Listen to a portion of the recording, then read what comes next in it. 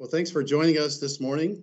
This is our monthly CIO and Education Technology Leaders Webcast for Kentucky K-12 schools. I'm David Couch with the Department of Education. We use this opportunity to educate our districts on a wide variety of things going on throughout the state and throughout the nation. We have Go Soapbox to get your feedback. We have some survey questions and poll questions that we'd like you to respond to, and you'll get to see everybody's results as we go along with that. And also, if you have any questions or comments, those bubble to the top, and we usually try to address those. The most popular ones that bubble to the top, along with the minor ones that may not be during the webcast, but it may be afterward. I did want to take some time to pause and kind of celebrate today. Today is the first time in 12 months that I have actually been here for a webcast. The last time was 12 months ago, and I'll share that. And I've said this to folks: the past 12 months are the proudest and most significant of my work career.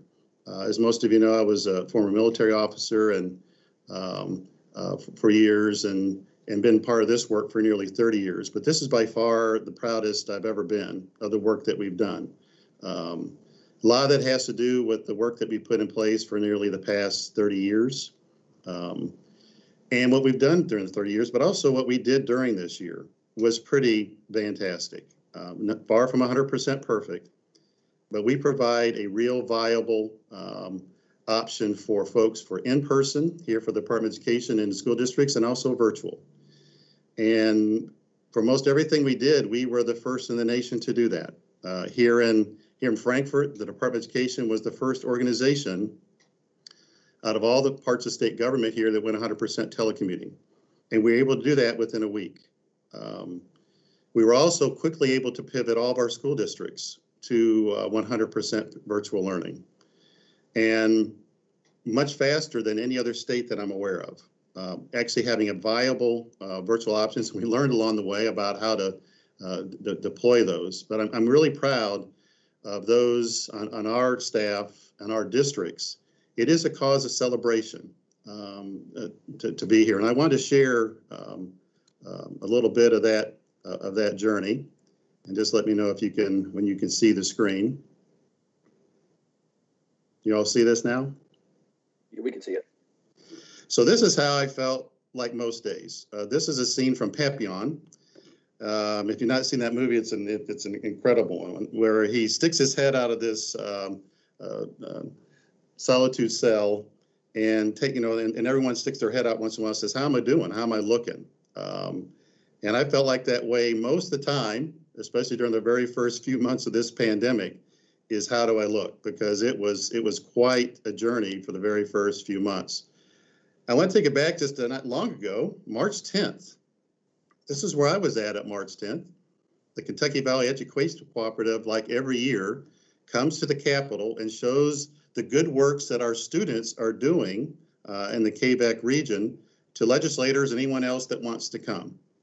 Here I'm on the steps here in the Capitol, and this is Ashland Independent Schools, their team that came up. But that was a wonderful day, and obviously none of us knew the seriousness of it at that time. Precautions were taken. Kids that were not feeling well, stayed home, and everyone was, and I think everyone's got better about when you cough or sneeze, cover your mouth, because we've all seen by now over the course of the year is where all those droplets go. But we felt very safe. I felt very safe here during this time. And you'll notice that jacket I'm wearing is the jacket I'm wearing today. It's the first time I've put it on in a year. And part of it is to celebrate us successfully navigating this journey down a year. But those students, which they always do, is a good job. And for the most part, what they're highlighting, and this is not exclusively, is the great things they're doing with education technology. And so it's a great fun day for me to be part of, and what KVAC does. It's a wonderful marketing thing and outreach that cooperative does to try to go to legislators and say, here's the difference that investments are making to student learning process and their futures, which I applaud. So this is a lot of you on March 11th. We're all together in the Galt House, at our annual CIO Summit. Once again, didn't know the significance of the virus at that time. We covered a couple months ago the outcomes. We circled back to that, the outcomes of that day. It's one of the few things that we didn't circle back to. What I can recall during this meeting is as we were presenting, I think this was a 2.5 hour presentation, not presentation, but discussion with you all, because mainly 95% of it was getting your all's feedback. Was during that I got a text message for then Acting Commissioner Kevin Brown that the governor's wanting to speak with all the superintendents around 3 o'clock that day. At that moment, I knew things were really different, and they were going to be different for quite some time. I can remember being down in the kind of common area that night, and we could see the tournaments, the basketball tournaments at the college level. People were talking about going with no attendance, but still going on with them. Much like you're seeing the games now, virtually nobody there. But then you start seeing the tournaments being canceled. And then late that night at 10 o'clock, the NBA canceled. And then we really knew something significant it had changed. And around that time, most districts went off and started working with NTI plans or school closure plans. And for the most part, it is the last time I've seen any of you, including our own staff. This was the last day that we were really all together in doing something. So this is me. Look how excited I am. On March 17th, almost to the day, it's us having our webcast, and so this is the first time, like I said, been in a year. But this was the first time we actually used Microsoft Teams. So none of our rest of the team was here. And we had a webcast, much like the model we've been using ever since then, which has been very successful, with the exception of actually, instead of me being here, I was also at my home and doing the webcast from there. And what I found interesting as I took a look back at that time is what I was talking about here. And I was talking about a marathon. That really look at this as just not one marathon, but a couple of them. And I gave an example of one of our former associates person that preceded me, Don Kaufman, who was in a marathon but didn't realize he was in a marathon, which I won't go through that whole story again. But if you know Don Kaufman, he thought he was entering a 2-mile race, and he didn't realize he was entering a marathon race. And so in order to finish it, he just tried to make one telephone pole at a time. And so my encouragement to folks was things are changing so often and weekly and daily that try to just look for the next telephone pole and get to the next telephone pole to finish the marathon. But for us, it's been a couple of marathons, because as it calmed down, there's a new wave of things for us to have to adjust to. We talked about here, and it turned out to be true, that we felt Kentucky was the best positioned state in the United States for the pandemic. That we had been not planning for a pandemic, but we had put things in place for the past 20 years, 30 years with 30 years with CATS, 20 years with a telecommuting guide, 10 years with cloud-based computing. Also tremendous emphasis during that time during non-traditional instruction, and also digital learning coaches. So when the pandemic hit us, I was kind of watching the calm. There was actually great calmness here, that we felt we were very well positioned. But what the unknown was, besides just the virus itself, is could it handle this mass all at the same time? The systems that we put in place, could they withstand all the people at the same time, accessing them in ways and magnitudes, just not virtually, but in size and magnitudes that had never happened before? And the great news is we did.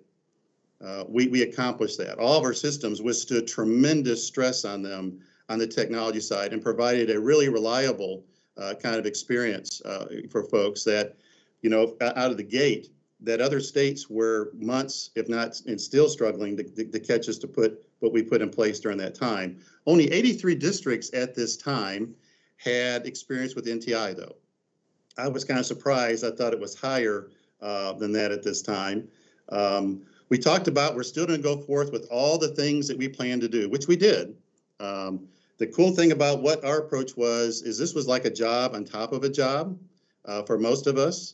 And the upgrades, the new implementations, we still did all that, with probably one exception, is the passwords. Is that part we were still trying to push forward in June. We knew the cyber criminals, and we talked about it would really be going full court press during this time, and the importance of passwords. And so we've shifted that actually to this summer, but some of those have actually, we found out during the last webcast, have actually moved forward with that as well.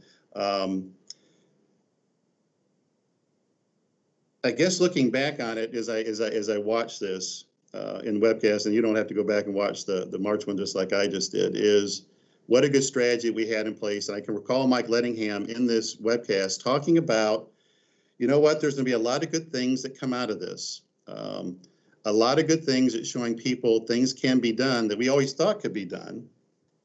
Much like, you know, instead of everyone having to actually show up in person for every meeting, you can do that virtually. And face-to-face, nothing replaces face-to-face for in-person, for learning or for anything else. But if there's someone that can't make it, is, you know, maybe there's a way for them to join, and that will become much more part of a stickiness factor, which I'm interested in all the things that have happened with this. What are the stickiness factors of things that we think will stay around in some capacity, maybe not the full capacity, in some capacity? And what are some of the lessons that we learned that while we could do it, you really shouldn't do it? For example, we weren't certain at this time if we really could broadcast out from every classroom to homes, because, you know, the teachers are coming into the classrooms and they were broadcasting out. But we had always done the download. We had never really done the upload to that capacity, but we found out it could be done. But what we also found out is really, you know, doing a virtual meeting for 7 straight hours for a student or anybody is really not good practice. And so we work through the ways, all the things, that even though something technically can be done, doesn't mean it should be done. This is something we sent out that next day that took advantage of the toolkit that we had in place. We already had telecommunications guide, you know, we had distance learning tools. Marty Park and his team put together this one. I think most of us found out, you know, that just the difficulty of people with muting. That not just their phones, but actually during a video, a conference, is just the difficulty they had of muting and unmuting, and sometimes leaving their video on when it really wasn't, really shouldn't be on, especially if they weren't a speaker and speaking. But also, you know, look at the bandwidth limitations. This is something we also put guidelines out for that I think to stay around. Be frugal with the bandwidth that you have. We're very frugal with the bandwidth we have in K-12, but also just reminding folks at home, if you have someone watching a movie, if you have someone watching a game, is you may want to have them turn that off when you're trying to do your schoolwork. So it was really educating people on all these real basics, and those were really tools that turned out to be valuable. This was the new normal for most of us. Now, look, this is just March 20th, you know, 10 days, you know, about 9 days afterward. This was for my family. Who's spread out everywhere, including my mom, of just trying to reach out and touch base with them, because that was a pretty scary time of the unknowns of the pandemic. And so we always encourage, which has remained a tool, this has been somewhat a plus side of the way that we can do, you know, virtual you know, kind of connections. So, you know, just 17 days later, this is true, I think, for most of us. For those past those 17 days, and this is actually on a Saturday, is every waking moment was spent on what we're trying to do for our schools and for KD, the agency staff. And I'm sure your days were completely filled. As we always thought we were essential in education technology for the past 30 years, but we really became part of every discussion, as it should be. But every discussion was much more than it had happened ever in the past. I think we became much more compassionate and also in better perspective. I know I did during this time. Practicing kindness and just be grateful and the blessings, and let go of what you can't control, and try not to let, you know, I always would tell our staff, try not to read too much of the news because it can really get you down. Keep informed, but don't read too much of it. And go out and try to do some things that keep you in good health and good spirits.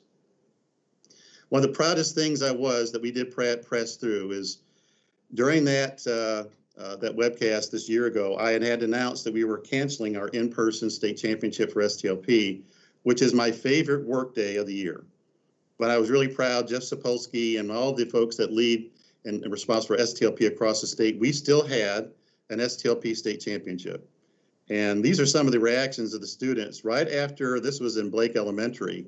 They didn't know that they had been named state championship, and I always like that when they find out. But these are kids that were announced as our state champions at the elementary level. And we have gone forward this year. I'm proud of Jeff and his team with our regional championships, and also we'll have a state one. Obviously, next year, like most things, we will have an in-person regional and state championship. This was also, and I think people, as we go through any kind of crisis, and just not a pandemic, is I see this chart, and this was one I put out to our staff. You know, this is the time here as I take a look at the fear zone is, and who has all the toilet paper? We all found out that as people were just grabbing a bunch of toilet paper, where'd all the toilet paper go now? People need to fess up of where that actually went to. But I hope most of us in this crisis, in any crisis, stay around the growth zone, which I think most of us did.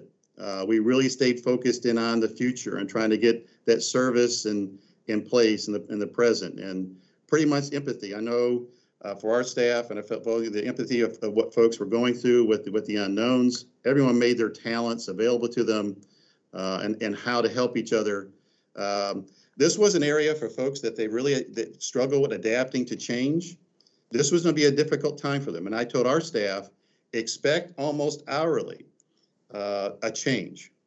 And you can hear me say, David Couch said, but in an hour, if you struggle with something changing because the environment's changing, you will struggle with that. You will struggle with this whole environment. So just get used to that amount of change. So I'm hoping, you know, people got used to the amount of change that's necessary. And we're also going to go through another type of change, is going from you know, such a virtual environment back to a combination of the two, and hoping a stickiness of what was put in place. This became, unlike today, I became part of the Soggy Bottom Boys. This is a meeting where we're having a webcast for districts, and I sat on a chair that had been rain soaked, and I didn't have time to go enough to change, so I had to go ahead and sing. But this was kind of like my office. This was my morning office. And over here was my afternoon office as the sun got too bright to see the screen. I think most of us, you know, kind of worked in that capacity. I remember having this kind of webcast and having different people in different scenarios of working. And I really did like that outdoor feature. And I think a lot of people like this outdoor piece. I'm an outdoor person. And I think really folks said, can we do things and still work, but be outside? And not necessarily be in the traditional work setting or even in the classroom. And I know Johnson County is going to share some of the things they've been doing about extending their learning space to outside. This is our family farm. I grew up in Johnson, but this is a family farm we have in Breathitt County, and did a lot of work from here. And what was interesting is during this pandemic, places like this became golden. They were always golden to me. But also became a COVID-19 free zone because there was nothing around there for that, and it felt incredibly safe and secure. But around this tremendous setting in Eastern Kentucky at our family farm. This became a part of my life, is your life, is the mask wearing. It is pretty amazing in just a year. We are at a place where vaccines are available.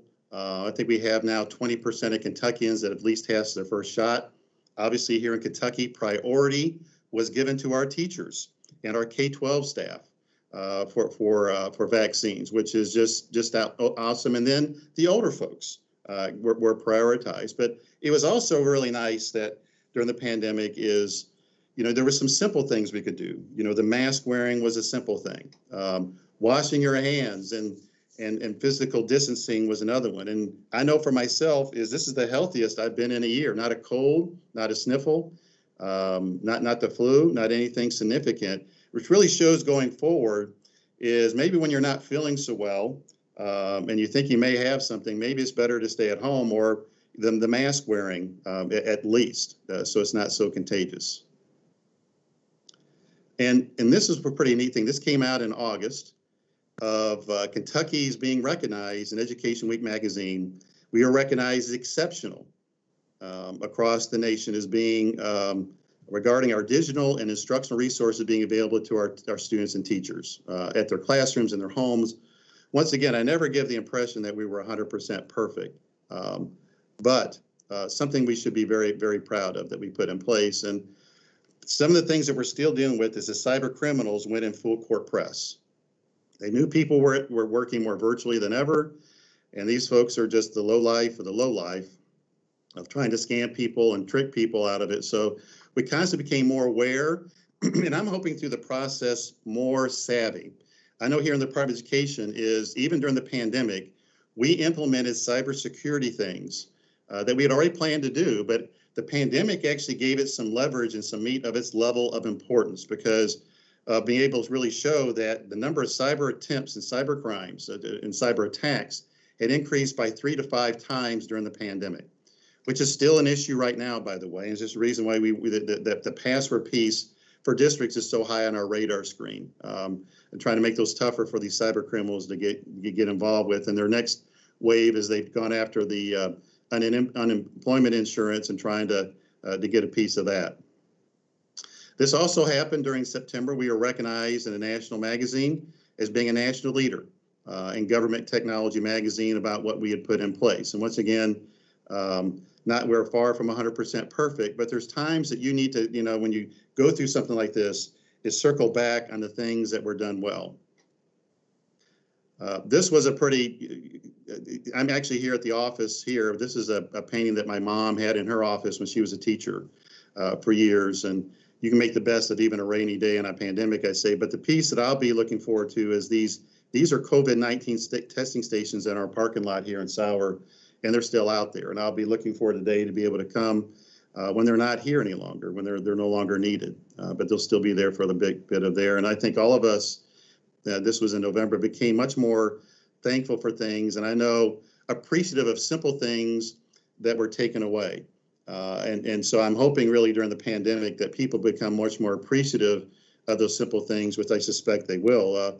I always was like with sporting events is over the years, compared to when I was playing in high school, is always disappointing the amount of people showing up to those. And obviously during the pandemic, people had to be really strong and be conscious about the attendance of them. But I suspect once the pandemic ends, is people attending events and hopefully high school events goes significantly up, because it's something they took for granted. And I hope that really goes in the other way, that we start packing the places like we used to. And I didn't realize turning 60 would be such a positive thing. Is you may not be aware of in districts, the Department of Education staff, even though we do K-12 schools, we were not part of the priority. But now we are. We're considered a 1C. But I was really, really proud of my work in the 50s. I do think my work, for anyone who's not in their 50s yet, I do think that my work in the 50s is the most meaningful that I've ever done for my family and for our schools, and the most successful that I've done. But turning 60 actually turned out to be a plus, which I didn't realize back in that time frame.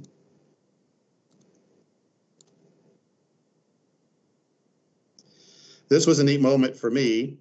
This is my mom, and this is at the Pikeville Medical Center. Instead of me taking her, or her taking me to get my vaccine, I think for me it was a great thing for me to actually take her to get her vaccine. Mom is in her mid-80s, and so that was a neat moment. She's a former school teacher and school counselor, so that was a fun moment.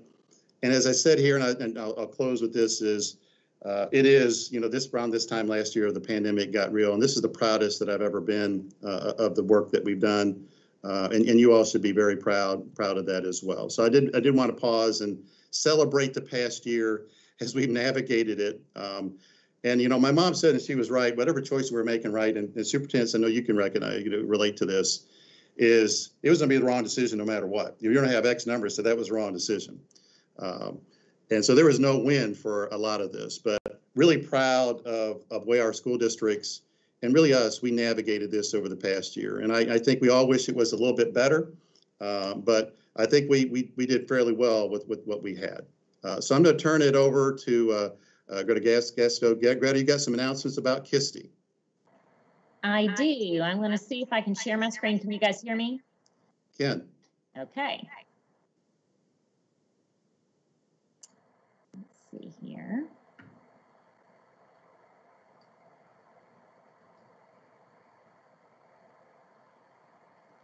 Okay, I don't want to spend a long amount of time, but I certainly do want to honor these people. These are our Kisty Impact Award winners for this year. And each year we give out, the Kentucky Society for Technology Education gives out 4 awards, and we give out some scholarships as well. And so we're going to talk about 3 of those awards today.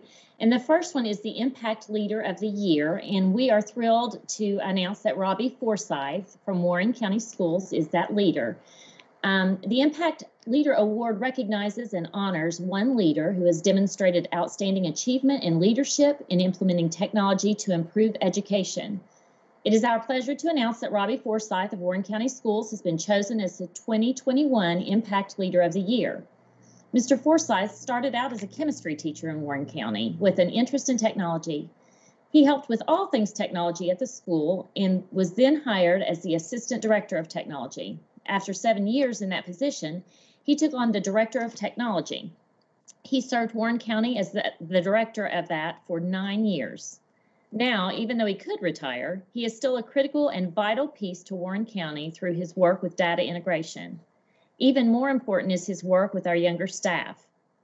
He knows the KDE environment so well, and he is able to assist in troubleshooting any type of troubles due to his knowledge and awareness in all of the different aspects. He's worked for over 18 years as a teacher on special assignment. His decisions are always based on what can be done to improve teaching and learning. He has spent countless hours complimenting teachers, completing grants, and funding applications to ensure our district has what is needed.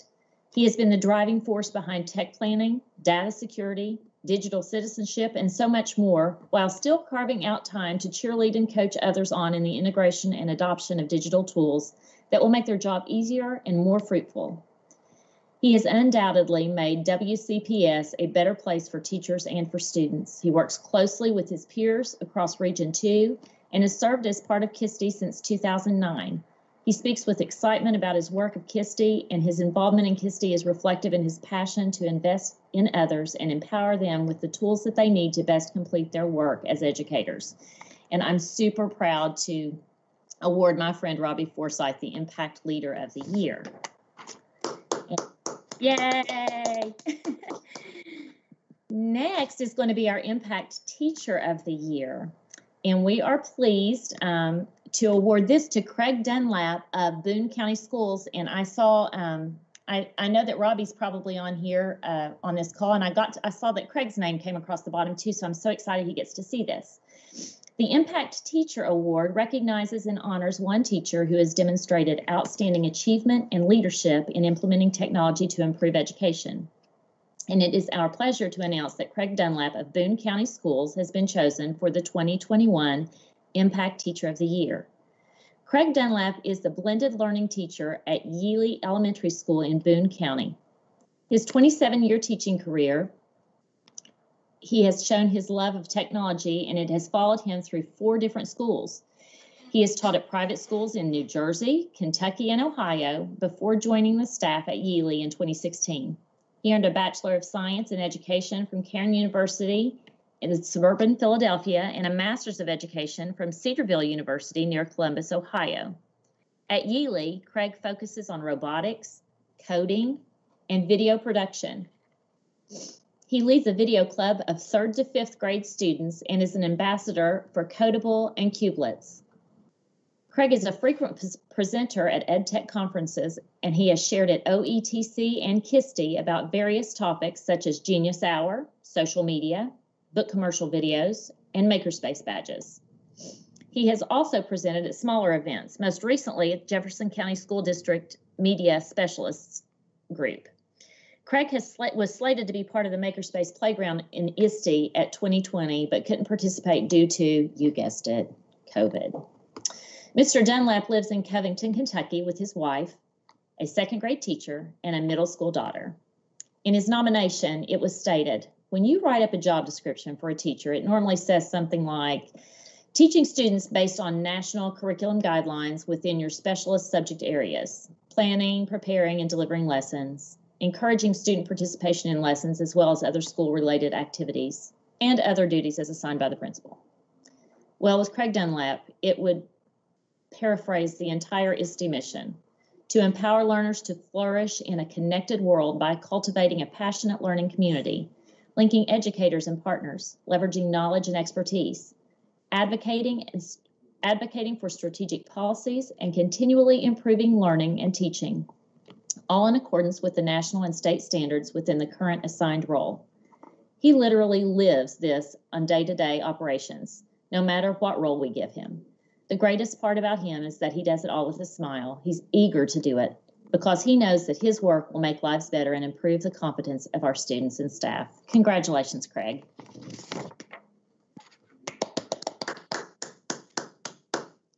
And we have one more, and this is the Impact Technical Support Staff of the Year. The Impact Technical Support Award recognizes and honors a technician or technical support team demonstrating outstanding achievement and leadership in supporting technology to improve education. To be nominated for this award, the nominee must have had a significant impact on technology use in education locally, regionally, statewide, nationally, or worldwide. His or her work must genuinely improve the quality of education in their district and beyond. And it is our distinct pleasure to announce that Stephen Johnson of Henderson County Schools has been chosen for the 2021 Impact Technical Support Staff of the Year.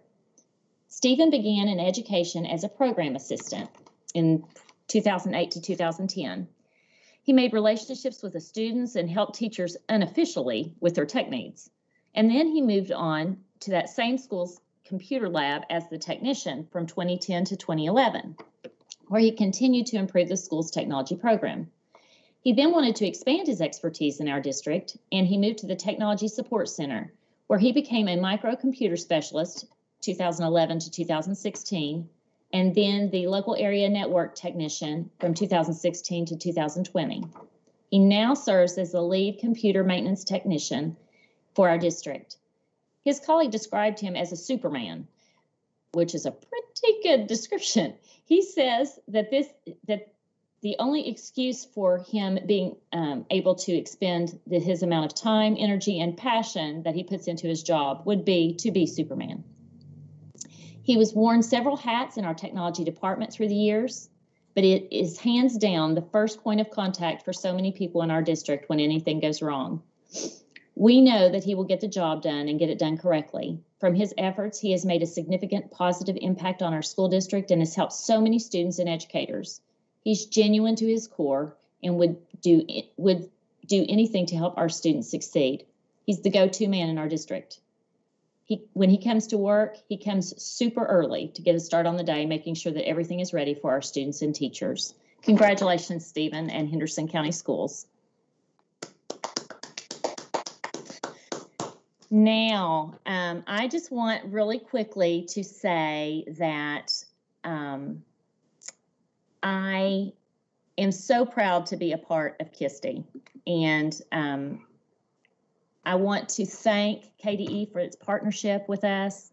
I want to thank the people on the Kisty board and all the people on my committee for reading all of these and assigning, deciding who the awards were going to be. But of all years, this year has been an amazing year for teachers. We've had some amazing things happen in schools because of teachers. We've had some amazing things happen in schools because of leaders, and we've had some amazing things happen because of technicians. It's literally taken everybody.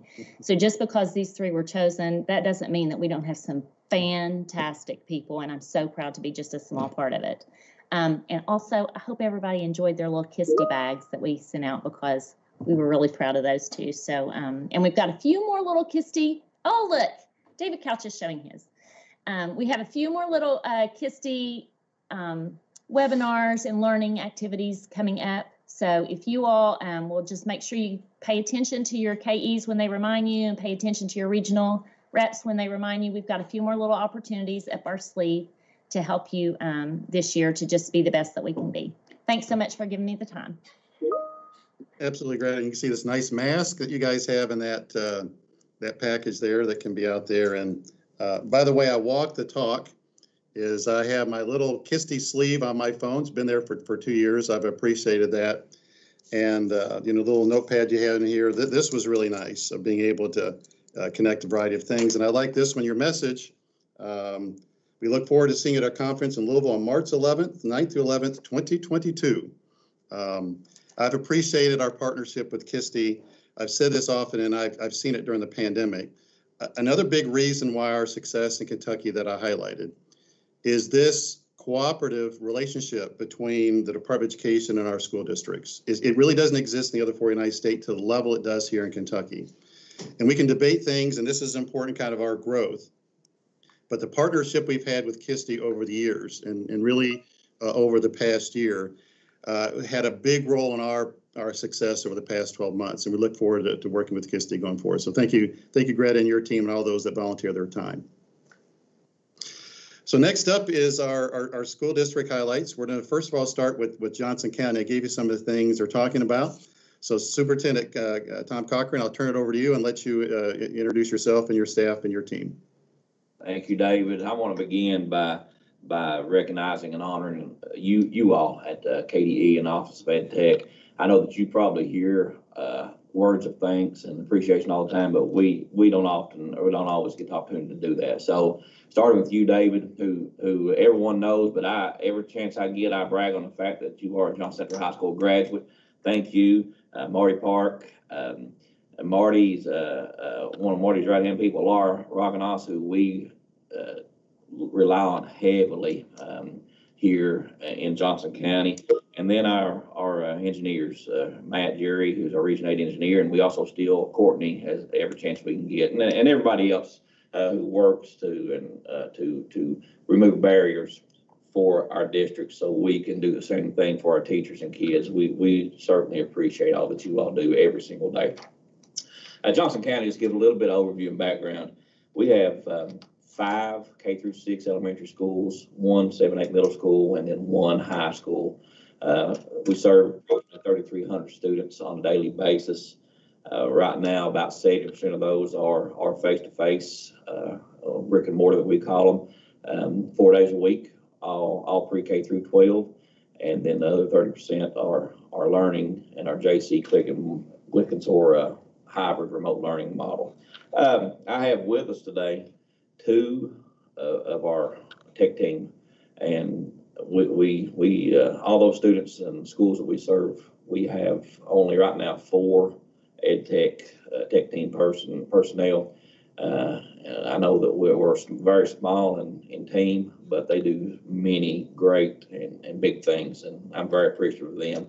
We have today Mike Whittaker, who is our district technology coordinator, and Mike has been with us since high school. He started working in the tech department here at Johnson County Schools when he was still in high school, and has moved along and grown and is now our DTC.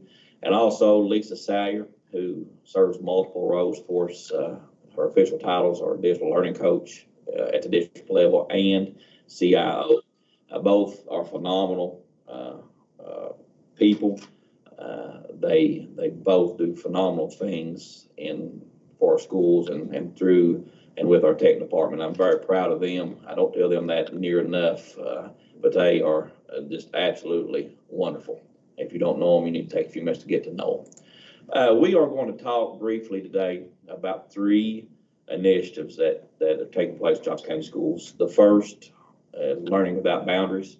The second is our new JCDLC framework, and then the third is our communication initiative. So we'll all 3 be talking and jumping in and out. I think we'll start with Mike with Learning Without Boundaries. Are you there, Mike? Yeah, thanks, Mr. Cochran, and thanks Matt and David for having us on here. It's exciting. So as Superintendent Cochran said, one of his goals was to remove boundaries. So I've made that kind of my mission to do that also with technology. Some of the things we've done is integrated with Clever, and I could talk for hours on Clever. I'll try not to. It has been a lifesaver, both before COVID and during COVID. Like most of you guys, you've probably took on a lot of new software. And without Clever and our team being as small as it is, I don't know that we'd be as successful as we have been. that's one of the first questions we ask is, do you integrate with Clever? Are rosterings done quickly, efficiently, and we can start using software right away. And also our learning options that we gained during COVID.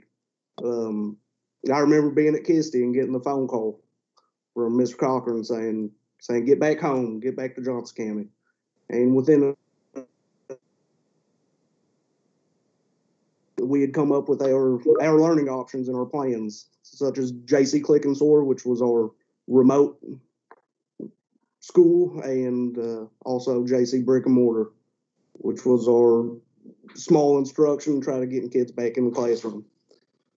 Another boundary that we have been able to lift was with our outdoor campus and using that for instruction. We've recently added multiple outdoor Wi-Fi access points, not just parking lot Wi-Fi. This is Wi-Fi to capture our outdoor classrooms, our lawns, any large areas to have some open air instruction. We have also have 24/7 access to instruction using Google Classroom. That way we can remove those barriers of working parents, daycare, children with grandparents. They'll have access to any educational material when they need. And and with that being said, we're a Google district, which has been amazing with everything we've wanted to do. And I can let Lisa speak a little bit more about that. So, Mr. Cochran, you want to go ahead and share the great news?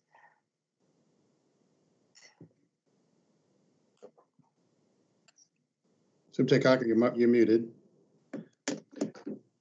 Thanks, David. We have decided, currently we have one DLC full-time, that's Lisa Sayer, and then we have another part-time person who is at the high school. Knowing that there's going to be great need coming back to school, and knowing that the future of education will rely heavily through and with technology use, I'm asking the board next week to create 7 new digital learning coaches, 1 for each of our schools. And we are in the middle of collaboration with Laura right now in development of a framework for those DLCs. And I'm going to let Lisa discuss a few details about that framework, which we're very excited about here in Johnson County. All right. Thank you, Superintendent Cochran. We're so super excited to be here today. I too want to thank KDE. They are always supporting us in everything that we need. And I can't tell you how excited I am about the DLC initiative. We are, like Mr. Cochran said, developing a framework. This framework is going to be pretty rigorous. So it's going to span for a 2-year period. And during this time, the DLCs will be using the coaching modules that are currently being developed by Laura and Ben, DLCs across the state, and admins. So that's going to be part of the framework that we use to develop our DLCs. We believe that it's very important to invest time and training into DLCs so that they can go out and be successful implementing school and district initiatives. Along with that, our DLCs will attend regional and state meetings. They will also be working heavily with Google certifications. Our goal is for all of our DLCs to become Google Level 1 and 2 certified, become Google trainers, and most importantly, become Google certified coaches. Now, with that being said, I know that's relying heavily on Google, which, as you know, we are a Google district. Chromebooks, we rely heavily on the Google Admin Console, but it will not definitely be limited to Google.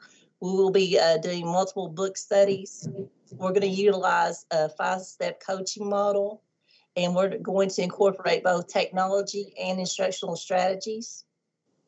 Our DLCs will have 4 8-week coaching cycles. Our schools are relatively small, so they will have 4 to 5 teachers each of those cycles. They will also be responsible for facilitating weekly PLCs level meetings. They will showcase bright spots in the school and district. We'll also be having bi-weekly team meetings, and our DLCs will conduct professional learning sessions. And this past year with COVID, we already had in place Johnson County Pro Learn, which is a online personalized professional development portal. So we were able to seamlessly go to that platform. And so our DLCs now will contribute to that as well. So we're very excited and looking forward to this, and looking forward to continue collaboration with our state DLCs. Thank you. Thanks, So we're very pleased with that initiative, and feel like it'll be another level of support for our teachers in our classrooms, and so they will reach even more kids with solid instructional strategy and technology strategy. The last thing we want to talk about quickly before we turn it over to my friend Reed in Pike County is our communication initiative. Basically, this is my 4th year as superintendent, and when I came in as superintendent, we were limited with our communication efforts, and it seemed that there were voids in our communication of the great things going on, and we all know that where there are voids, people fill it with the news that they want. And so we wanted to model the process of telling our own story, and so with that, we found a new partner, Apogee and Thrillshare, where we they helped us develop a new web page that's modern and updated, and they align with our goals of communication. We keep now with the new web page with Thrillshare and Apogee. We keep it up to date. We push out communications daily. Apogee connects via the web page as well as Facebook and Twitter. And so we can attack all of our audiences, no matter where they get their information from. That's where we try to send their information to. And so we're very pleased with that communication initiative. I've been pushed by Mr. Whittaker, Ms. Sayer, to start a YouTube channel, and I try to put out regular updates. It's been very helpful, especially during the pandemic, to put that information out. And I found that people watch my videos more than they read my announcements. I will put in a shameless plug. Number one here, I'm trying to get 1,000 subscribers so that I can go live from my mobile device. Last check, I was about 98 short. So if you would subscribe to that channel, I would greatly appreciate that, and tell your friends, family, anybody you see to jump on and subscribe to that so I can get those 1,000 followers. We also still, we're very rural, as you all know, so we have a lot of our audience who get their information from radio and newspapers, so we still do push that same information out via WSIP, our local radio station. I actually have a regular show that I go to put out current events, and I go on Sundays to host a bluegrass radio show. I do that not because I have found a love for bluegrass music, but I started doing that just as another avenue of communication for those listeners. And we also use our local Foothills channel, TV channel, to push out information. We use Remind for our parents and our teachers as quick sources of information to push out. And the last thing I'll share with that, during the pandemic, we wanted to really be transparent in what was happening with COVID in our schools and in our community. And so we stole an idea from Nick Carter in Breckenridge County, who I think stole it from someone else down the state, and we adapted it to meet our needs. And I think, Mike, if you don't care to share our dashboard, we developed our own version of the COVID dashboard. And you can see, I won't go over all of it, but it's quickly accessible, and people can see the number of cases currently in our entire community and our county, as well as a breakdown of cases of students, staff cases, and quarantines in each of our schools. And so We use this dashboard as a source of communication, but as well as a driver in our decision making about location of services for our schools. And you can access that. I won't go over that, but you can get on our webpage at johnson.kyschools.us, click on COVID-19 dashboard, and it'll quickly take you to that. So those are the communication initiatives I want to talk about. I believe those are the 3 initiatives that we wanted to focus on today. Mike or Lisa, if you don't have anything else to add, I'll turn it back over to Dave. Well, thank you. I appreciate it, all you're doing in Johnson County, obviously for a variety of reasons, but really liked, I know when the pandemic broke out, is districts were like, how do we, the different ways that parents get communications, how do we communicate with them? We recognize during the pandemic, communications has been key. You got to try to over communicate, actually. So that interests me in what you're trying to do there. And what you've done with the outdoor classrooms, it is just not a parking lot, I think is a important thing to put in place. I'm obviously excited about the digital learning coaches and Laura Waganas, who's obviously a big part of our team, and who is, by the way, from a Kisty perspective, the reigning Making It Happen award winner. So you're getting one of the best, and just not our staff, but in the state. So turn over now to Pike County. Superintendent Atkins, I got to interact with you a lot, and with the High School Athletic Association as we were successfully navigating that over the past year, which That's I think we did. Another story, Dave. But also you had your hands full as they're navigating Pike County school systems, which you've had a long, good relationship with ever from the beginning of KET. So I'll turn it over to you. Okay, I'm Reed Atkins. I'm superintendent of Pike County. Would like to say that Tom Cochran did a great job presenting. We appreciate him.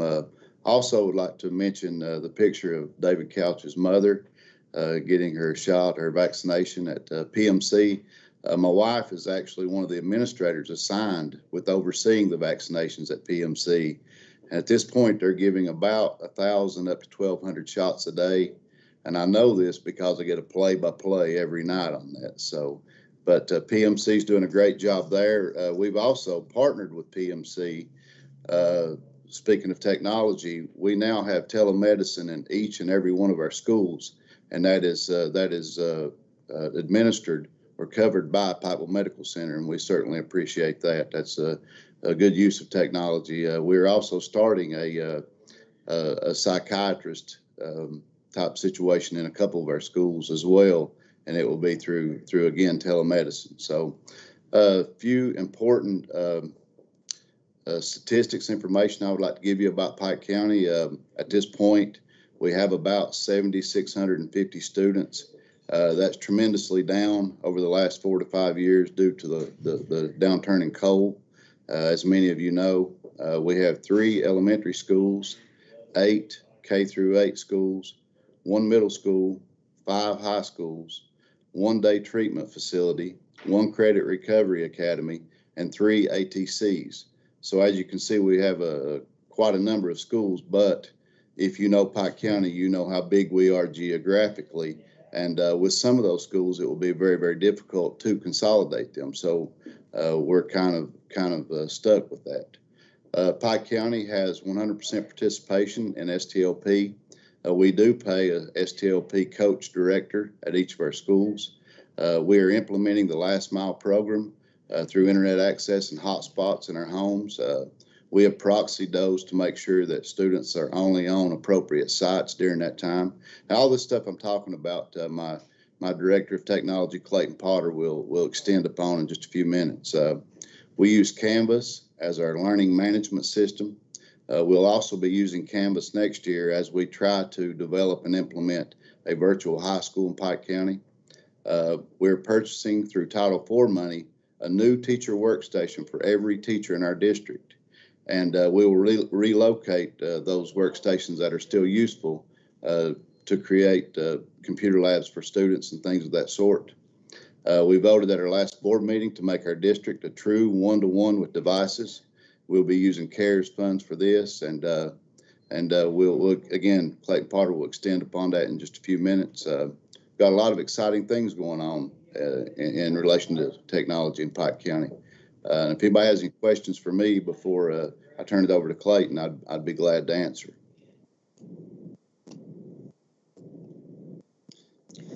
I think we're good, and we'll, I know we have Go Soapbox going here, so if there's something pops up, Superintendent Atkins, I'll ask you. Thank you. Thank you, Dave.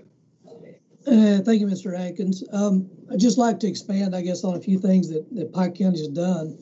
We haven't done a lot of things that's a lot different than what you've heard from a lot of other districts across the state. We do have a lot of things that we're proud of that we haven't done and like to boast about. One of the initial things that we did do right from the onset was when everyone was sent home and was trying to do or bring in the remote learning atmosphere. We're a previous or a prior NTI district, so we had a little bit of experience from kids operating at home, but the communication part of it needed a little bit of work, and we identified that early on. So we purchased a lot of webcams and started focusing on those remote instruction platforms, Zoom, Meet, Teams, and we started doing a lot of professional development with our staff, with the assistance of our instructional department and our DLCs. And we trained basically everyone that we could in the district. We even offered it for secretaries, custodians, anyone that wanted to join, because we knew that there would be times when not only the teachers will need to communicate via these platforms, but all the other departments within the district. So the remote communication was a big area. And I do have to commend the administration because around that time, that is when we started looking at Canvas and recognized the need for a uniform platform, and Canvas being one of those ways to communicate those needs with the students and those lessons. Even though we didn't buy canned curriculum, we had the platform out there. But it also filled another gap or need for us, that it gave a little bit more of a remote access to oversight for our principals and administrators to actually kind of keep an eye a little bit on the lessons that were being brought out there or pushed out there to the students.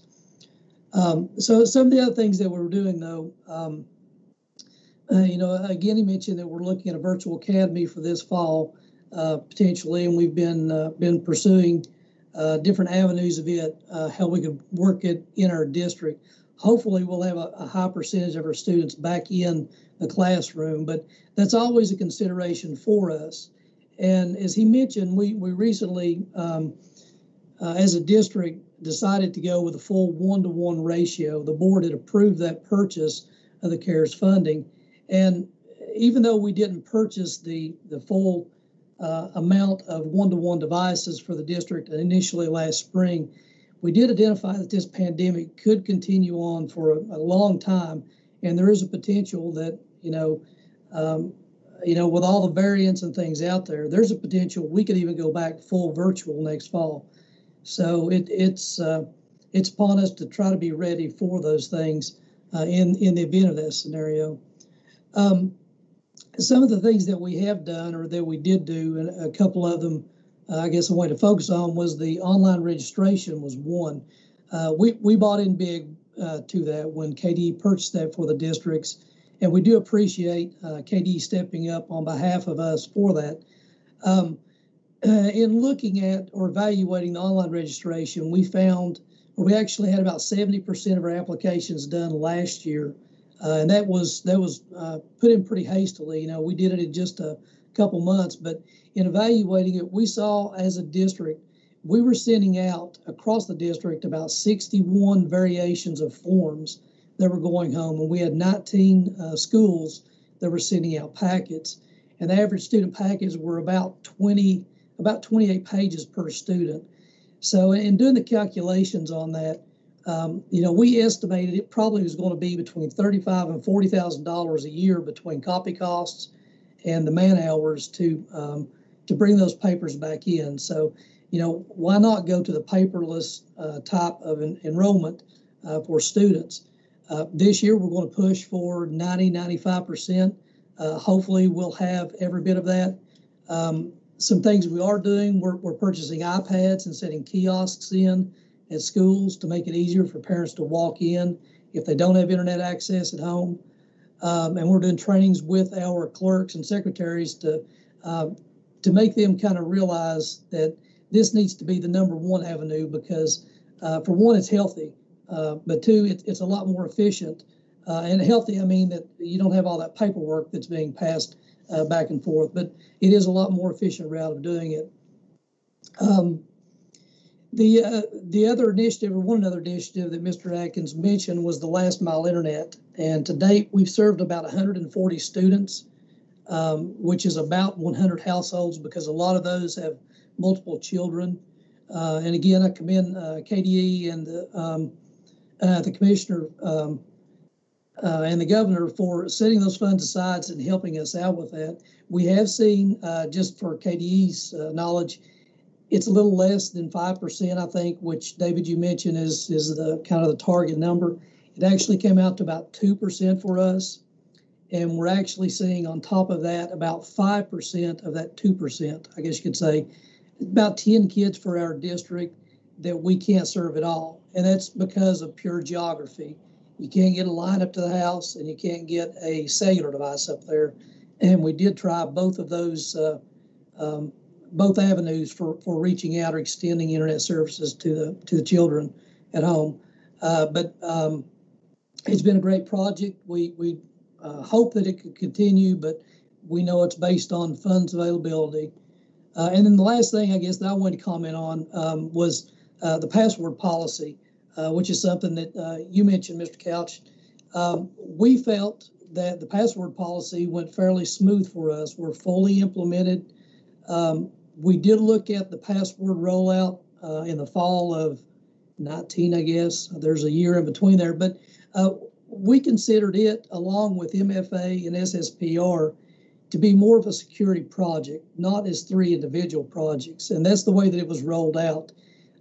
We tiered it so that with a notification to the staff that they knew about all 3 of the projects, but we rolled out SSPR first, and it was completely voluntary initially. The same with the MFA. We rolled it about 2 months later and told all staff, that the importance of it and gave them all of the justification for it. And then the next project was the 15-character password for the staff. And we rolled it out and kind of put a limitation on it to say, you have 2 choices. You can go the 15-character, or if you want to do MFA, you can stick with 8 character. And that's kind of the way we put that in place. And we had 30 to 40% adoption on MFA, in particular with administrative crowds, which really pleased me because that's a lot of the target areas for spam, so on. But the main thing we did on top of that, or continuing, is that if we see anyone, and we did purchase the ATP and put a lot of policies in place with it, with the A5 offering, but we put some rules in place for limiting 4 logins, things like that everyone's heard of. But the one requirement, or one thing that we put on it, was that if we see a staff member in the future, once implemented, any type of violation that's foreign login attempts, or if someone successfully hacks their mailbox, then they're automatically put in the MFA category. We sort of force them into that. And we've kind of rolled that out and said, this is what KDE is recommending.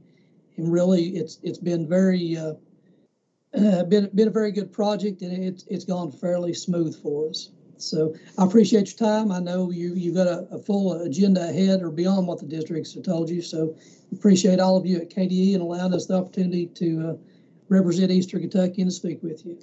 Well, thanks, Pike County, and you represent Eastern Kentucky very well. You've done it for a long time. Proud of the association with you all in the past and currently. And I liked, Clayton, what you were talking about with the password policy. It can show that an organization, we did it too, a pretty large scale and spread out, can become more secure and make it a better experience for your staff and teachers, which might, hats off for you to do that, because we kind of got some apprehensions from districts last month about doing it, and you're definitely walking that talk.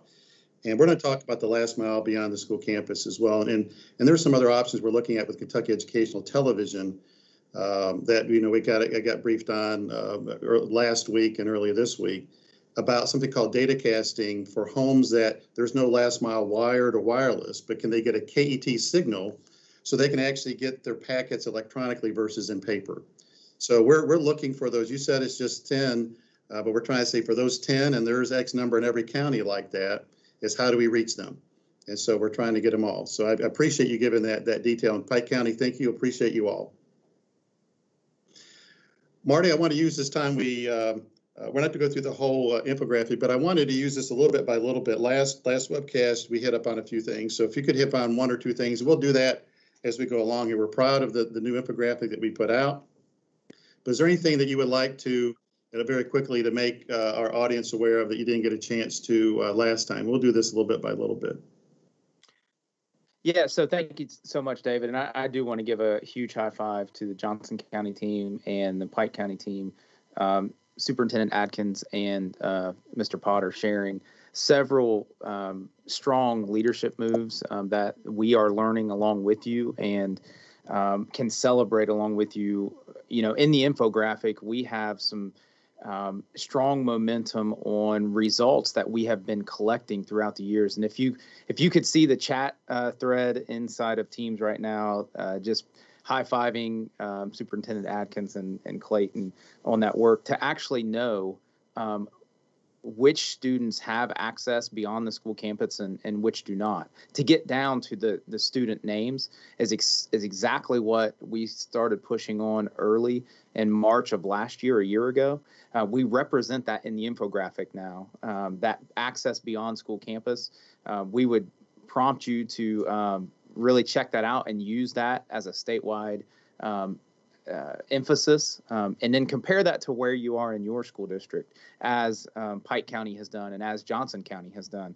It's just such a strong move to get down, and we refer, name and claim. We need to know exactly which students need access or already have access beyond the school campus, especially when we get into, again, another metric on the infographic where we're representing the schools that are now full-time enrolled, online and virtual schools. So another measure statewide to understand how many full-time enrolled virtual schools we have across the state, not just at the high school level, but all the way K through 5. And so that's another measure that you can get inside of our digital readiness work, which connects deeply to our infographic. If you haven't gone to the KDE website, we want to push you to do that. Again, to go to the KDE website, check out the KETS Master Plan. That's the 2018 through 2024. I could share my screen again. We've already walked through this, but if this is your first statewide webcast that you've joined us in, just do a quick search for the KETS Master Plan, and that's the 2018 through 2024 KETS Master Plan. Appendix B is our surveys and results, and that's where we represent our digital readiness work, and then all of the data sources that come in to service what we refer to as our infographic. Last time we shared a couple really strong points, but we do want to point out that now we have 135 school districts. That's 78% of districts who have a strategic one-to-one implementation. Both Johnson County and Pike County today mentioned that work that you are doing inside of your school district on providing devices directly to kids. And I am going to pull this up just to highlight it and point it out.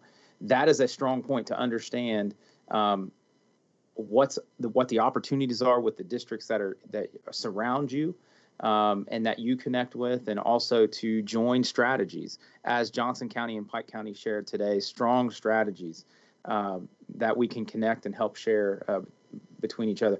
We also know that as a future ready student, as a student who is moving through the pandemic, as our superintendent shared, and will be coming back into engage, whether that's full-time virtual students or in person, or a strong point out for blended students. We know that the skills that are being developed, we want to make sure we apply. And so our skills continue to improve.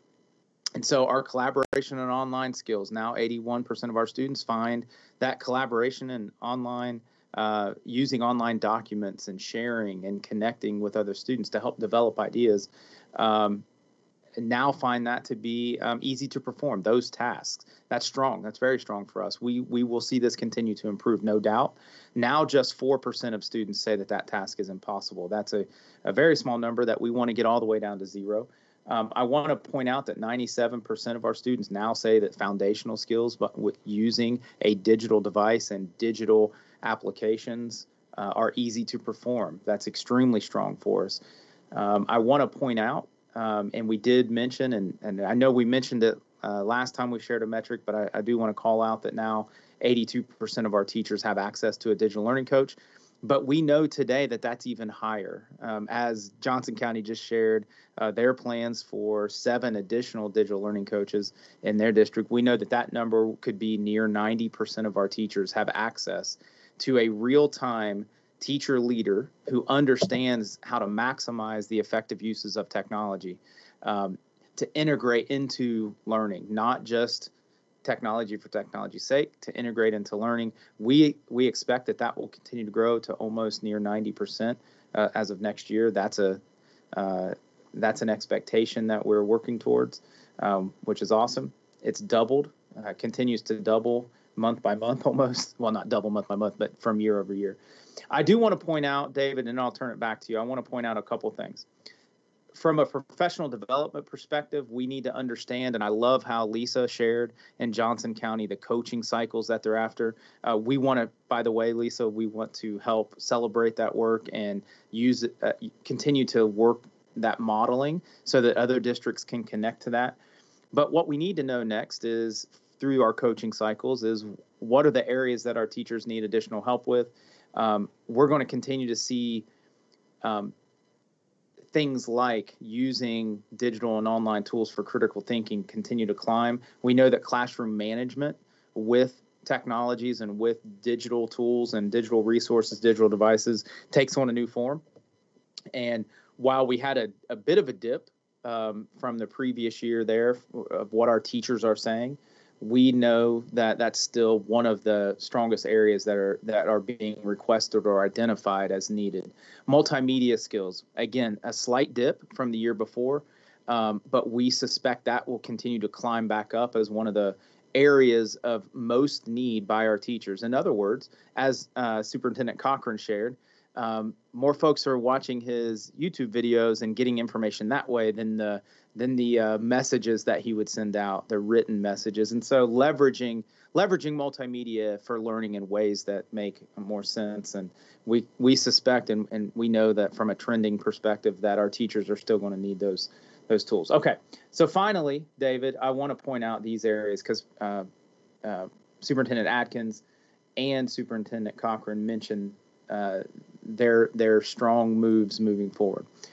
So online and virtual learning, we know is going to continue to climb. We're ready. We're almost ready, and we want to use this infographic metric. 94% of our districts report students taking online and virtual courses. That could be just a supplemental course. That could be an accelerated course. That could be dual credit.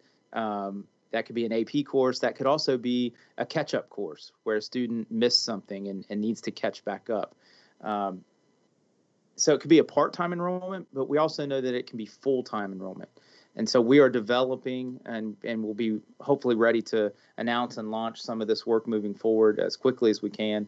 But we know that this is a need moving forward, and we're excited about where this is going and partnering with our districts who are leading in this space, specifically in the online and virtual learning space. Learning management systems have got to continue to be a target for us. So from a digital leadership perspective, Johnson County shared their strategy for learning management systems. And David, I actually, if Superintendent Atkins and Mr. Potter are still with us, there's a strong question about a decision that they're making, which is great leadership to be very strategic in their learning management system selection. Pike County shared that they're using the same learning management system structures. And again, that's all about structured learning. It's not just a website to go to. It's how our teachers are structuring learning. They're using the same strategy for their all online and virtual students, as well as their blended work. And so these are students who are in person, but also know that they need to continue to connect to learning content that way. And so that the question for that team is that we have is we know that UPike also uses that same learning management system, and I'm very interested in that collaboration. That's actually one of our KETS master plan areas of emphasis in collaborating with higher ed. And so Pike County can share with us and help us lead that in new ways. We did share this last time, David, but I think it's worth stating that we know that we have more mobile devices now in K-12 and public K-12 than we have students. And so our ability to be mobile and learn anywhere, anytime, is absolutely a reality for us.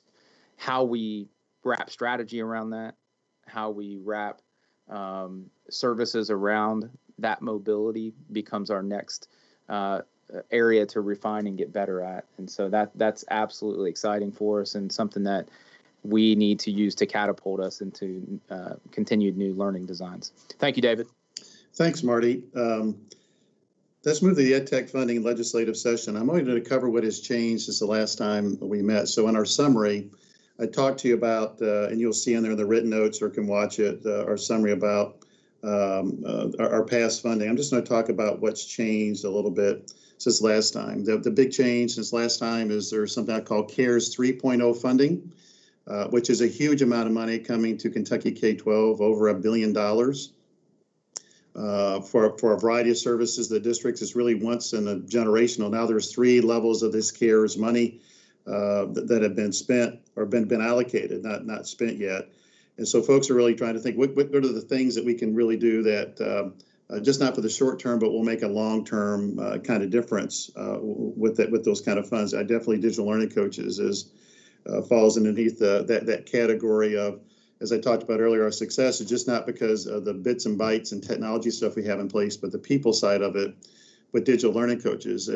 But we're also, I would say, of all the things that have gone well, we're still lacking the number of appropriate staff on the technical side to keep stuff up and operational. So I would say that is a goal that we'll try to really make sure that superintendents, finance officers, and chief academic officers and districts are aware across the state is you got to keep that component up as well as we've gone up in mass. That's the only thing that's really gone down.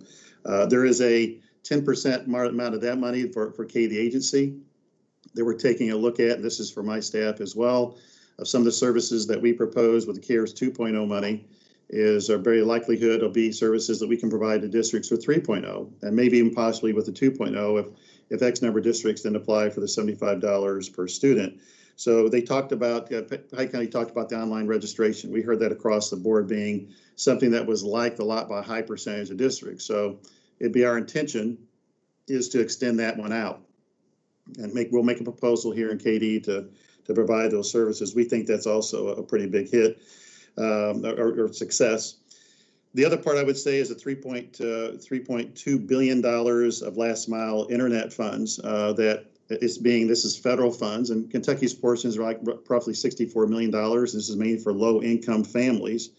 And Marty talked about with our infographic, before the pandemic, our range was somewhere between 9 to 15% of our students didn't have internet or enough internet beyond the school campus to do schoolwork. We always thought it was around 9%.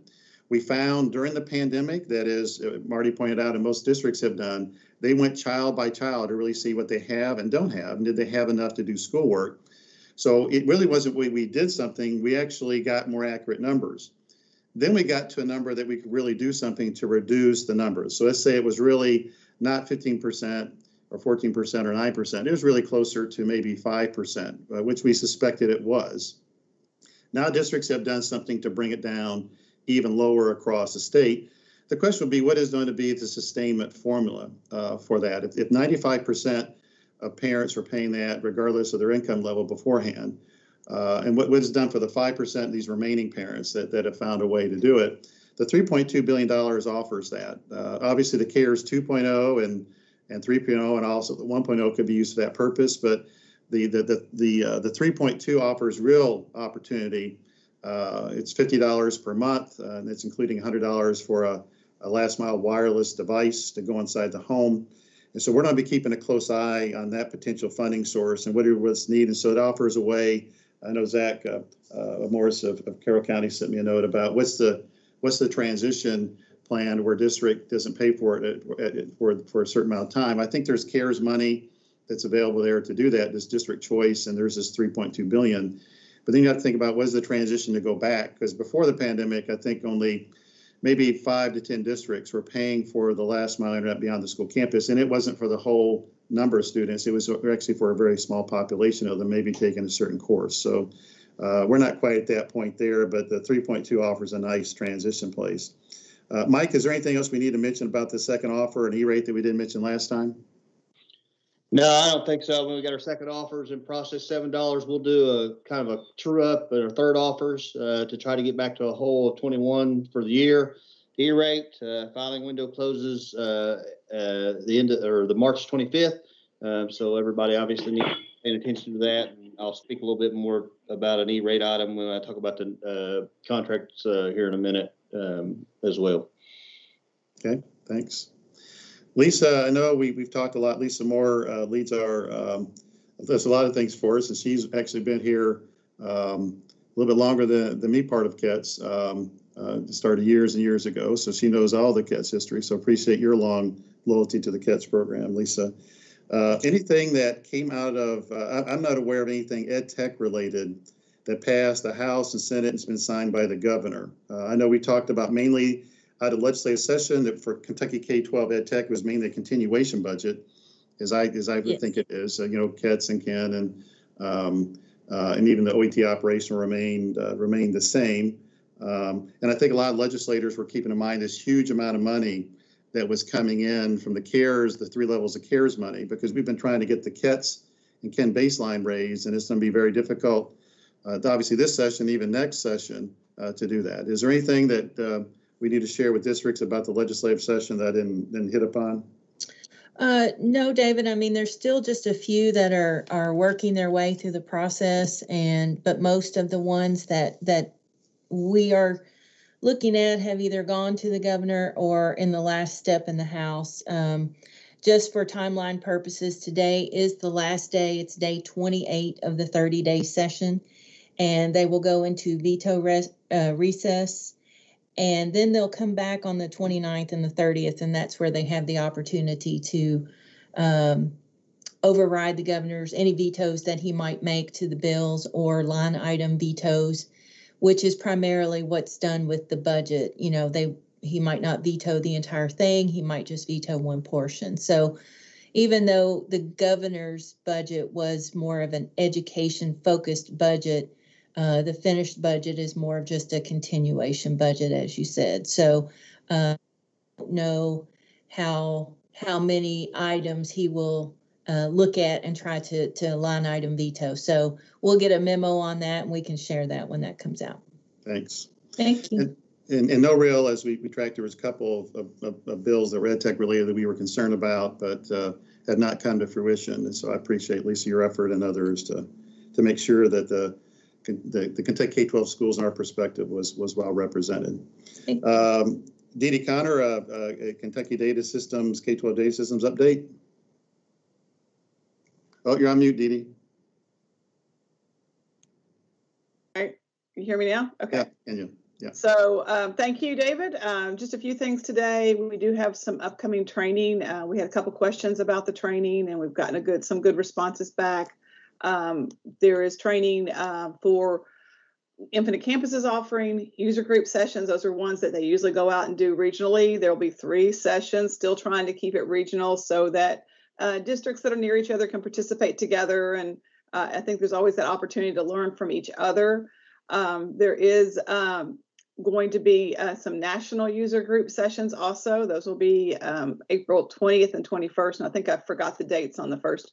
The Kentucky user group sessions will be March 23rd, 24th, and 25th. All the dates are on our cases page for training. So those dates are available there if you search the KD website.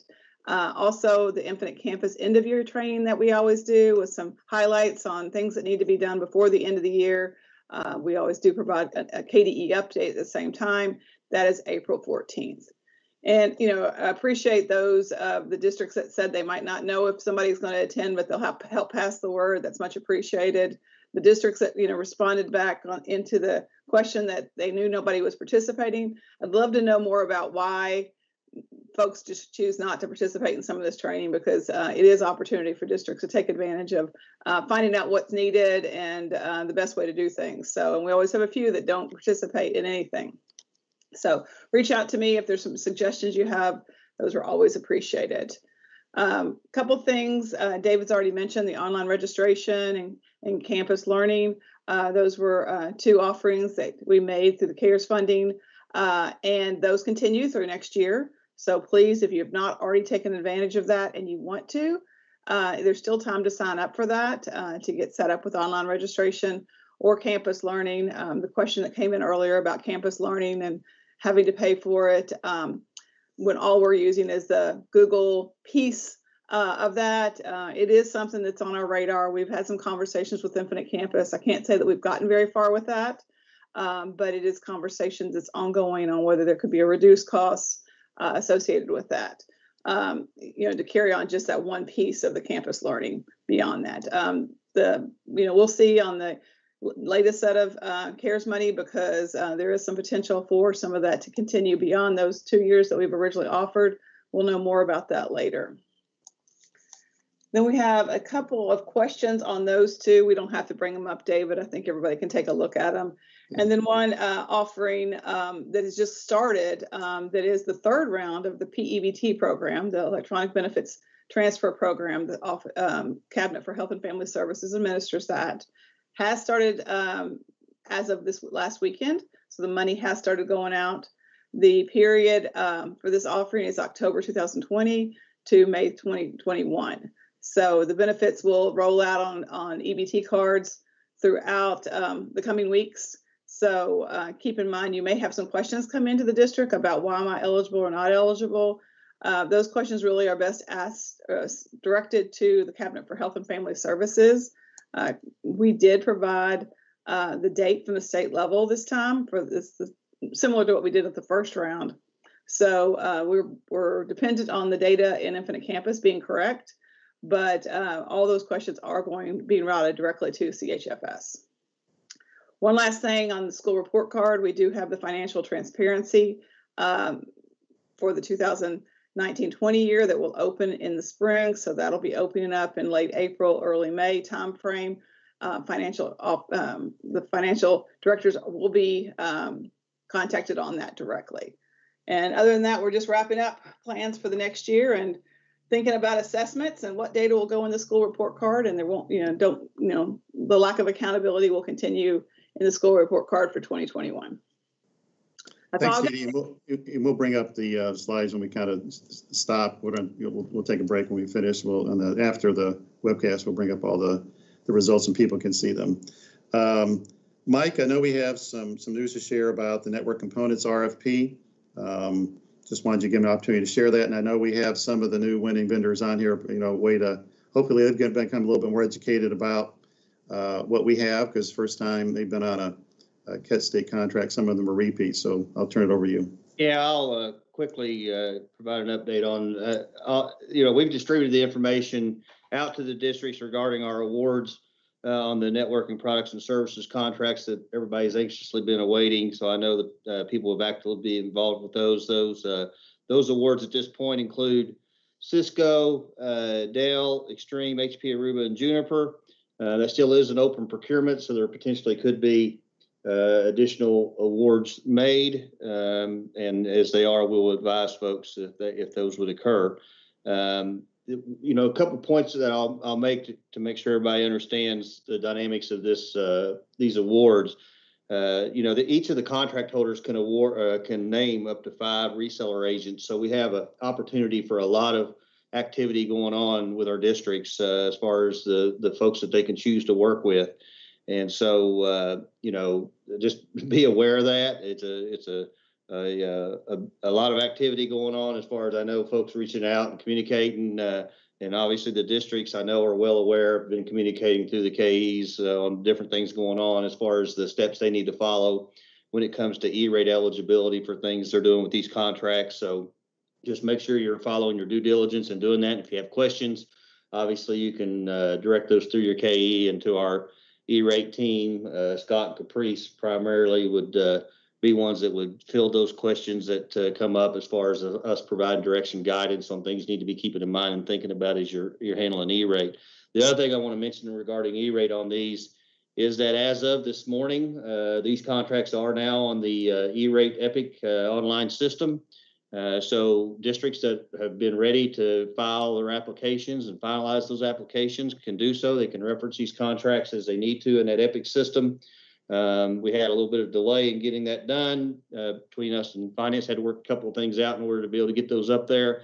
So we got that resolved, and those are out there now. We'll also be distributing the contract matrix for your reference through the Ks this morning as well. I think that's already been sent to them, so you'll expect to be getting a copy of that as well. So it should be no further delay in being able to finalize those E-rate applications that were being held up on being able to reference the network contracts. Couple other things on the reseller agents that are able to be named by the contract holders. We've been very explicit with the contract holders in our conversations with them about they're responsible for managing their reseller agents. Again, each one of them can name up to 5. They don't have to name any. They can name up to 5 reseller agents that basically represent them and their contract. They are required to follow the requirements of the contract that's in place. That includes all conditions of the contract, just like they, for all intents and purposes, are the contract holder themselves. But again, the contract holder, the vendor that is the contract holder, has the responsibility of managing their reseller agents, and that includes pricing. Each one of these contract holders negotiated and bid and negotiated their final price to be recognized for their offerings, and their reseller agents are to adhere and follow that as well. And now they can certainly offer things as far as how much they can expedite their services and essentially just some things around their support and their delivery of services and so forth that can be appealing to you. There's a variety of things that I know come into play when you talk about who you work with to deliver these kind of things. So you do have those kind of options, but the pricing is to follow the requirements of the contract. So I just want to emphasize that a little bit. And again, last thing I'll say on it is still an open procurement. There still could be contract awards that could occur. And I can't really say whether those will or won't yet because I don't know. But as we close it out to where that's no longer an option, I'll certainly advise folks.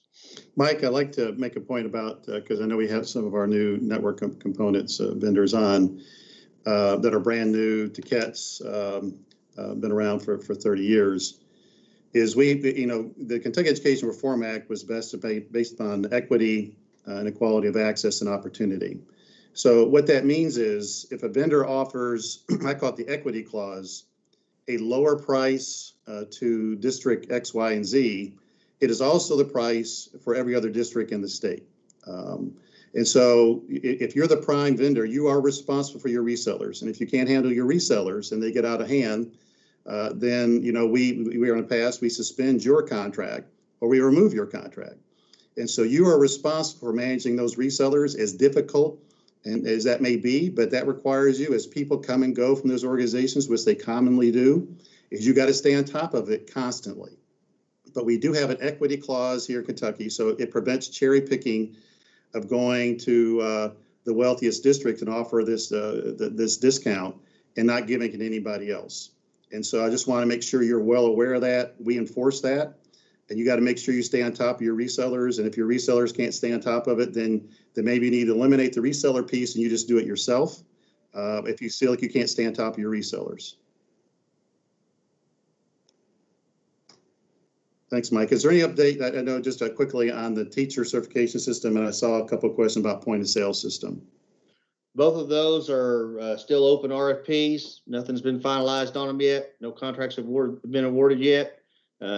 They're continuing to progress forward, so hopefully we'll be able to share information on those in the near future. And I feel like I've said that before, just like I just said it, but I do feel like we're still on the we're in the red zone, and we're on the 1 yard, 1 foot line, whatever. That's hard for me to gauge whether it's the 1 foot or the 1 yard line, but somewhere there. Right. Thank you, Mike. We've gone long, and our target was trying to end 11:30. So I understand certain people have to leave at 11:30. We still have one big topic that we wanted to cover. You know, Phil Coleman, who I'm getting to see for the first time, you let me know he's actually here in the Sauer building. So Phil, I haven't seen you since the pandemic, so I'll walk down and say hi to you when this ends. But we want to make districts aware of some major technology-enabled initiatives that were coming up. Now that you're got all this free time, the pandemic is over and got all this free time. I say that kiddingly, but unfortunately, we have some major technology initiatives and upgrades that have to occur. That we didn't put off anything, but some of these have reached a point that we have to move forward with them. And so this is a heads up to you all. So I'll turn it over to Phil and Chuck. Well, as we start week 53 of our COVID retreat, I think most of us have a little bit of COVID fatigue, and we want to try to minimize the project fatigue that we talk a lot about when we implement things for school districts. So we have really 4 big things that are going to be happening this summer and through the fall and into the end of the year. I had Chuck Austin with me. We're going to stitch some of this together because we really want to try to minimize the impact of school districts as much as possible. But all 4 of these things are things that will require cooperation with the school districts and participation. So the first one I'm going to talk about is bandwidth upgrades.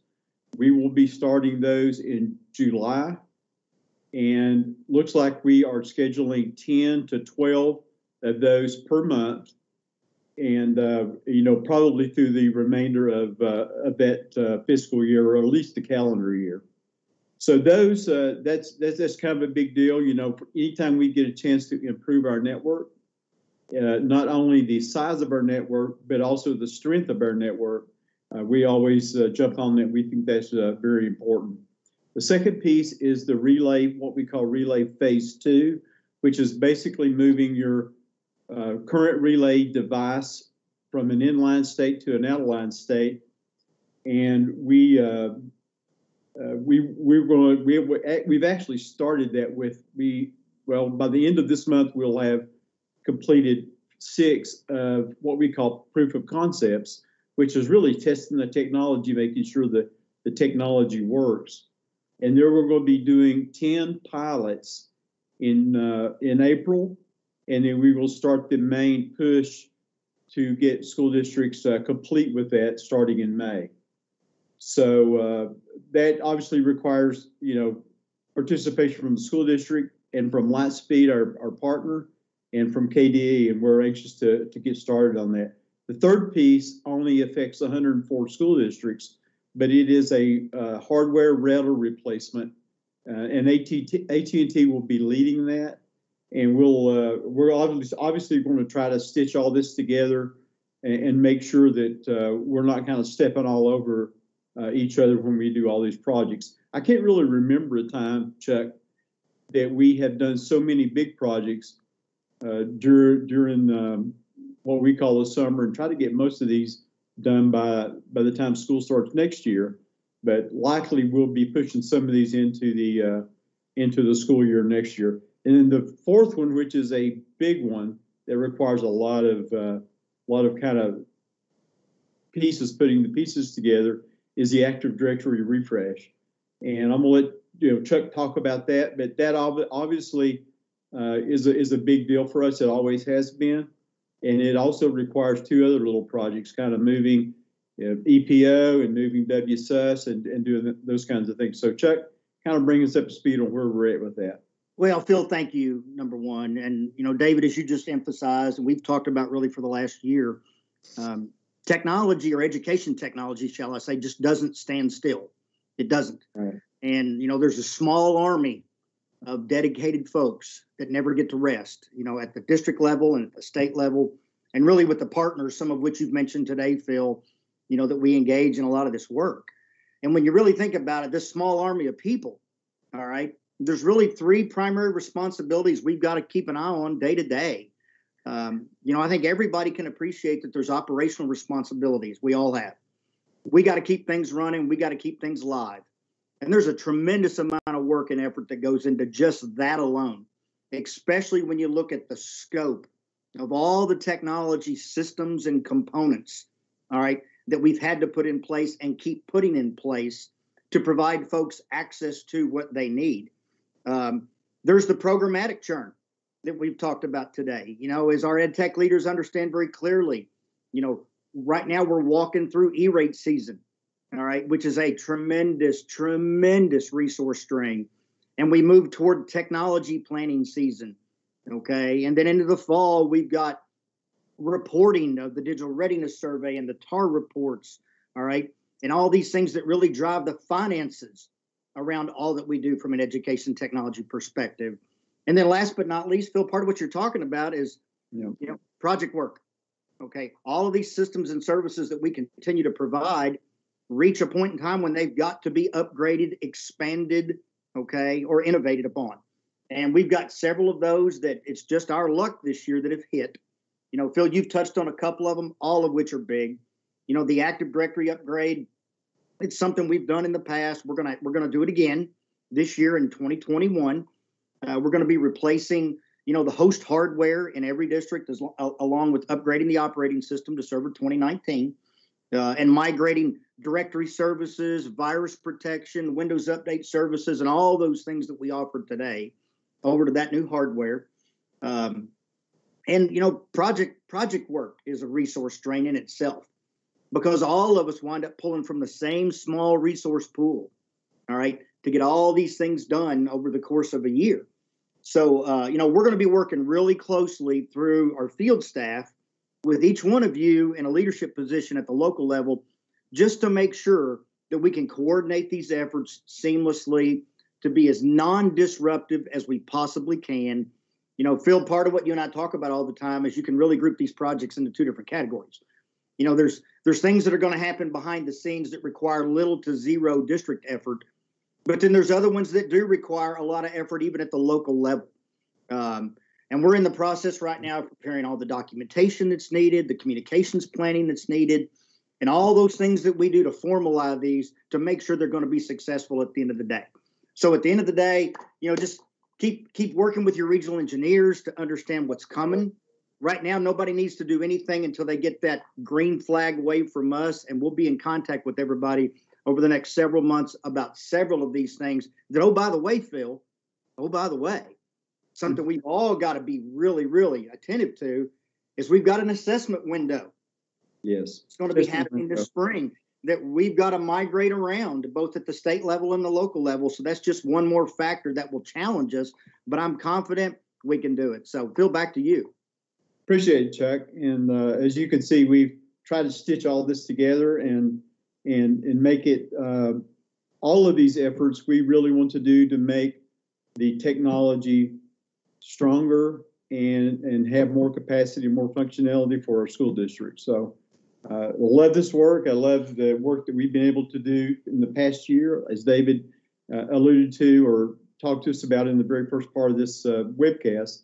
And we'll continue to work and do what we need to do to make to provide technology improvements to our schools and school districts. Thanks. I appreciate your all's, you know, hitting upon those topics. It's going to be a busy summer, busier than normal. I'll close with this: is lots of words of thanks that I said at the beginning for folks that are here now and over the past 30 years have really made the past year possible. And so I do want to thank you for providing such a good, valuable, and viable option for Kentucky K-12 schools. And it's been interesting for me to take a look at the Go Soapbox results. So after we close, we're going to go through those for those that want to stay around and listen to that.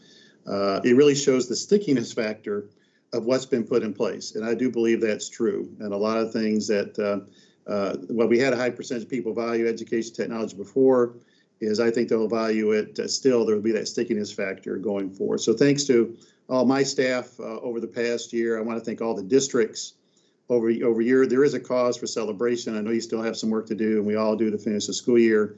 But do take some time to pause to celebrate successfully navigating your personal life and your professional life over the past year. I do want to thank Johnson County and Pike County Schools for joining us. They've been along. Both those districts have been an outstanding example of education technology over just not this year, but a long course of years. I didn't identify Fulton County Schools, but I want to. They are helping us pilot data casting. For those of you heard Clayton Potter talk about these 10 students that no last mile wired or wireless reaches them and may not for quite some time. Well, the data casting offers an option, a possible option for students that are in a situation that doesn't have that, that doesn't have either one of those options, but can get a Kentucky Educational Technology or a Kentucky Educational Television signal. And we appreciate our work with KET as they're working with Fulton County Schools to pilot this data casting, which so far, this made great progress, and just not the technology itself, but the interface with teachers. So I just want to leave a word of thanks. And so I'll end it there. We're going to stay on after this ends. I'm going to go through the Go Soapbox questions and just see the results, which I did a little bit, but I haven't got to go through them in sequence. So I want to thank those on our KD Media channel, Media Portal, for joining us today on YouTube. Thank you. For those that are here on Microsoft Teams, we'll stay on for a little bonus time here. We're mainly going to go through the remaining slides or anything that you didn't get to ask during the webcast that you would like to ask or make a comment on. So thanks for joining us, and we'll see you next month. Bye.